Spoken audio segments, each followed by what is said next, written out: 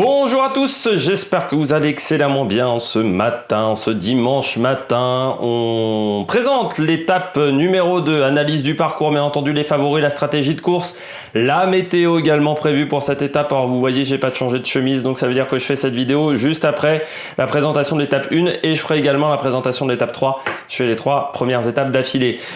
Étape 2, étape difficile, il ne faut pas la sous-estimer pour les coureurs, 2270 mètres de dénivelé positif. Alors c'est pas incroyablement dur, mais c'est on pourrait dire un petit peu comme une étape du Massif central en France. On va prendre les contreforts un petit peu de la Sicile, toutes ces petites difficultés. Étape intéressante, normalement elle sera animée par les punchers. Faire attention, c'est une étape également qui se déroule entièrement le long de la mer avec le vent. Il faut toujours faire attention. Normalement, on ne devrait pas avoir beaucoup de vent, mais le long de la mer, on a toujours du mal à analyser. Parfois, on a des petites surprises.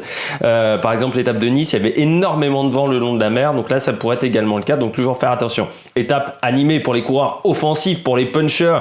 Normalement, les leaders ne devraient pas être, devraient être aux avant-postes, n'est pas normalement jouer la gagne. Par contre, c'est une étape qui peut être intéressante pour un coureur offensif, pour un puncher. Ça me rappelle beaucoup l'étape numéro 2.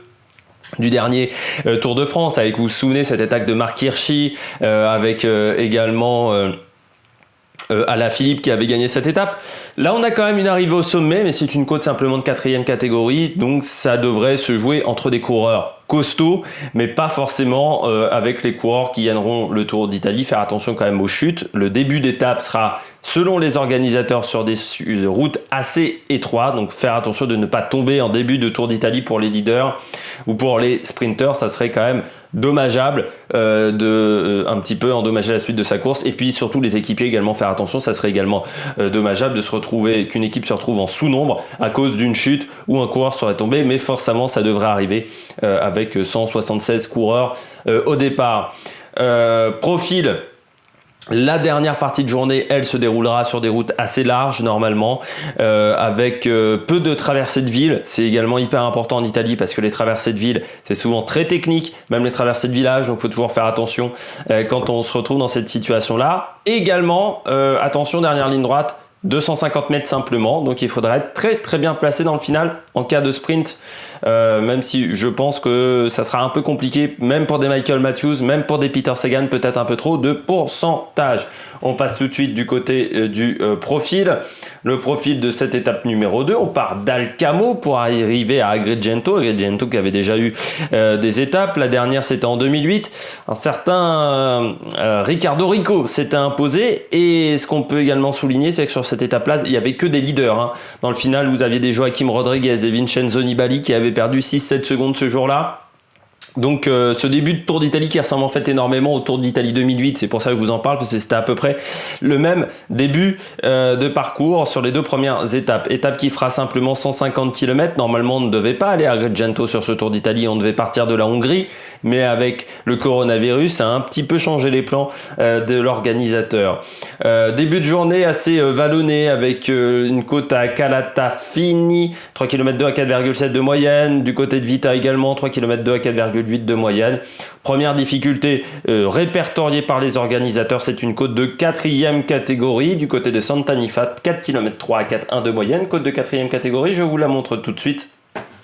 La côte de Santa Nifa, vous voyez, c'est pas très dur, c'est régulier. Ça devrait permettre aux échappés, bien entendu, de prendre quelques points pour le classement de la montagne. Mais n'importe quel coureur peut passer ce genre de difficulté, surtout qu'on sera encore à 100 km de l'arrivée. Donc normalement, ça devrait plutôt bien se passer. Et puis on aura encore un sprint intermédiaire en légère difficulté du côté de Pantana, 3 km 5 et 4,1 de moyenne. Je vous parle peu des sprints intermédiaires. Normalement, il devra avoir peu d'incidence sur le classement à points, parce que sur le Tour d'Italie, on a le barème que l'on avait avant sur le Tour de France, c'est-à-dire que les sprints intermédiaires coûte pas énormément de points, mais il y a un classement des sprints intermédiaires, donc c'est toujours bien pour des coureurs échappés, pour des baroudeurs. Il faut savoir qu'il y a plein de classements pour les baroudeurs, donc c'est pour ça que sur le Tour d'Italie, normalement, vous avez beaucoup d'échappés, et il y a un classement également des sprints intermédiaires. Ensuite, on redescend On sera tout le temps le long de la mer, du côté de Di Menfi, de Di Chiacca, de Di Ribera, de Di Montalegro. On arrive au deuxième sprint intermédiaire au kilomètre 138, c'est-à-dire à une quinzaine de kilomètres de l'arrivée. Donc là, peut-être que celui-là, les sprinteurs voudront le jouer parce que pour le classement du meilleur sprinter, ou peut-être que les leaders, pour des secondes de bonification, on pourrait déjà tenter le coup du côté de Porto Empedocle. Ça sera le sprint intermédiaire. Et puis le pied de cette montée d'Agrigento. Agrigento, 3 km 7 à 5,2 de moyenne, côte de 4e catégorie. C'est une côte qui propose quelques passages difficiles à 6,5, 6,8% de moyenne. Alors c'est pas extrêmement difficile, mais ça permet d'avoir quelques difficultés. J'ai oublié de regarder, je suis en train de me dire ça, mais je vais regarder ça tout de suite. Peut-être le pourcentage maximum sur cette difficulté. Ça c'est toujours intéressant dans les derniers kilomètres. Voilà, on nous indique... Oula, c'est vraiment tout petit, je vais peut-être l'avoir en plus gros. Voilà, on nous indique maximum 9% dans cette montée du côté de Agrigento. Donc n'importe quel coureur peut vraiment passer. Ça sera dans les premiers kilomètres en plus, dans les premiers mètres de cette montée, les pourcentages les plus difficiles du côté d'Agrigento. Donc normalement, on devrait avoir des punchers qui peuvent s'imposer. Du côté de la météo, donc comme je vous disais, normalement 25 à 28 degrés avec parfois un ressenti au-delà des 30 degrés. On a un Tour d'Italie qui commence avec des températures assez élevées et puis un vent aux alentours de 15 km/h, mais encore une fois, faire attention. On sera le long de la mer et des fois le vent peut être un peu plus fort que prévu sur ce type de parcours. La stratégie, normalement une échappée avec peu de coureurs. Je dirais entre 4 et 6 coureurs et puis victoire d'un puncher ou sinon une grosse échappée qui irait au bout, mais je pense qu'on est quand même en début de Tour d'Italie et beaucoup de coureurs seront là. C'est la deuxième étape, mais simplement la première étape en ligne, donc normalement je pense que beaucoup de monde voudront, beaucoup de coureurs voudront se départager, jouer la gagne, donc normalement on devra avoir une étape assez intéressante. Du côté des favoris, moi j'ai mis Simon Clark, qui est un excellent puncher, le coureur australien. Donc normalement, on devrait le retrouver aux avant-postes. J'ai mis également le coureur de la Cofidis, Nathan Haas.